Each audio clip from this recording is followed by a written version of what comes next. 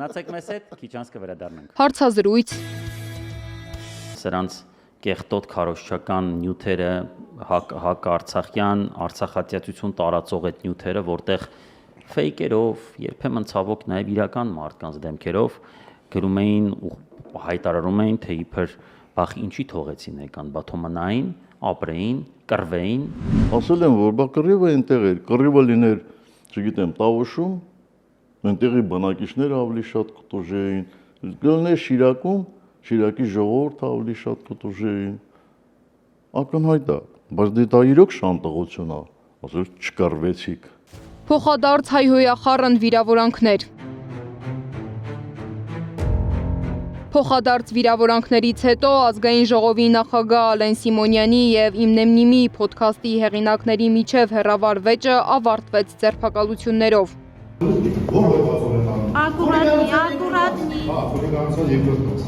Ակուրատնի։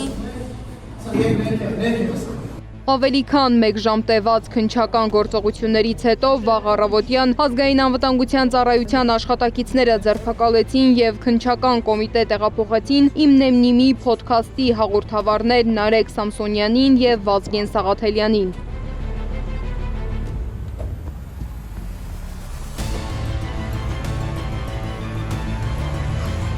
Ալեն Սիմոնյանը հաղորդումը ներկայացրել է իրավապահ մարմիններին, պահանջելով իրավական գնահատական տալ իր հասցեին հնչած վիրավորանքներին ու սպառնալիքներին։ Սիմոնյանը Վազգեն Սաղաթելյանից պահանջում է 2 միլիոն դրամ փոխհատուցում, նաև հրապարակային ներողություն, սոցցանցի անձնական էջում 5 աշխատանքային օրում։ Այսինքն եթե սպառնալիք է հնչում, ես ինչ պետք է անեմ, կամ այն խուլիգանությունը,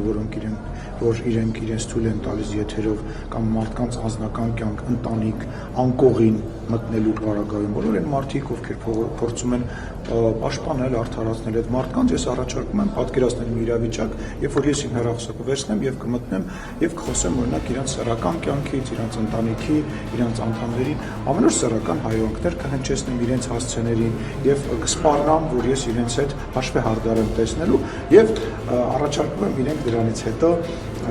դրական էմոցիաներով եւ չդիմեն ոստիկանություն եւ ինչ որ ձևերով փորձեն այդ հարցը լուծել։ Սաղաթելյանի պաշտպան Արսեն Բաբայանը հայտնել է, որ քննչական կոմիտեում հարցաքննությունն ավարտվել է, նրանց կալանավորելու միջնորդություն է ներկայացվել։ Այս բանին հա, իրենք ձերբակալել են հենց կալանավորման նպատակով եւ բնականաբար միջնորդություն կներկայացնեն կալանավորման համար։ Որոշակի արտահայտություններ կան, որը համարել են խուլիգանական։ Նարեկ Սամսոնյանի ձերբակալությունից առաջ փաստաբան Ռուբեն Մելիքյանը փորձել է մասնակցել խուզարկությանը, սակայն նրան չեն թույլատրել մտնել բնակարան։ Այս դուրնա, այս էլ ես, ահա։ Այսպես, կարելի է։ Մի հատ խնդրում եմ դուրը բացեք, փաստաբանն է։ Չեմ լսում։ Մի հատ դուրը խնդրում եմ բացեք, փաստաբանն է եկել, մի խոչընդոտեք փաստաբանի գործունեությանը, դուրը բացեք։ Փաստաբան Մելիքյանը նշել է, որ անտիֆեյքի լրատվական գրասենյակում տոտալ խուզարկություն է ընթանում։ Իր խոսքերով իրավապահները վերցնում են բոլոր այն տեխնիկան, որը որևէ կերպ կարող է կապ ունենալ եթեր հեռարձակելու հետ։ Այն ամեն ինչը, ինչ որ կարող է որևէ կերպ կապ ունենալ եթեր տալու հետ, մարդիկ վերցնում են, այս բան դեռ չի ավարտվել, ուղղակի ես թույլտվություն ստացա քննիչից դադարեցնել իմ մասնակցությունը խուզարկությանը, քիչ է մնացել, բայց չի ավարտվել, որովհետև պետք է գնամ եւ քննչական մարմինը ինձ տեղեկացրել է, որ ես որպես Նարեկ Սամսոնյանի պաշտպան պետք է մասնակցեմ նրա հետ տեղի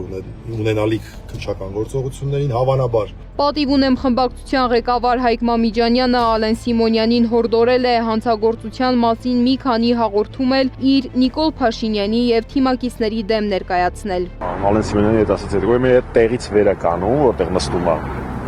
իջնում է ներքև, առաջի շարքում ԿՊ-ի, Կոնջերանա չէ մյուսը։ Ոչ մեկի դաղումը չի հիշում դրան։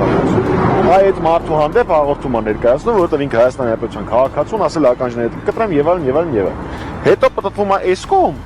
որտեղ նստած է Նիկոլ Փաշինյանը։ Ու Նիկոլ Փաշինյանի դեմ է մի արել հաղորդում նեցնում, որովհետև հայհոյանք, կեղծ տեղեկություններ տարածել, քաղաքական խոսույթի մակարդակը պլինտուսից ներքև իջացնել, այդ բոլորի հեղինակը Փաշինյանն է։ Իսկ պատիվ ունեմ խմբակցության падգամավոր Աննա Մկրտչյանը այս ամենը համարում է իշխանության հերթական քայլը ազատ խոսքը ճնշելու եւ լրատվամիջոցը փակելու ուղղությամբ։ Նիկոլի բանդային էլի հրահանգ է տրվել, այսօր առավոտ շուտ օրը բաց չեն թողել բանդիտիզմ իրականացնելու համար։ Հայաստանում պետական ինստիտուտները իշխանազավթումից հետո Նիկոլի կողմից վերածվել են այլևս բանդայի ստորաբաժանումների, շատ հստակ գործող, կազմակերպվածության բարձր աստիճան ունեցող բանդա է, որը շատ լավ գիտի, թե ով ինչ պիտի անի։ Հաղորդավարներին առաջադրվել է նույն մեղադրանքը, որով նրանք նախկինում արդեն մեկ անգամ լիովին արդարացվել էին՝ խուլիգանություն հաղորդակցության միջոցների օգտագործմամբ։ Գործը կրկին վարում է նույն դատախազը, որը նախորդ դատավարության ժամանակ պարտվել էր դատարանում։ Սվետլանա Պետրոսյան, Գեղամ Ղազարյան, ABC Media։ Բաժանորդագրվեք YouTube-ի մեր ալիքին, հետևեք մեզ Facebook-ում, Telegram-ում, Instagram-ում, TikTok-ում, WhatsApp-ում կամ այցելեք մեր պաշտոնական կայք www.abcmedia.am։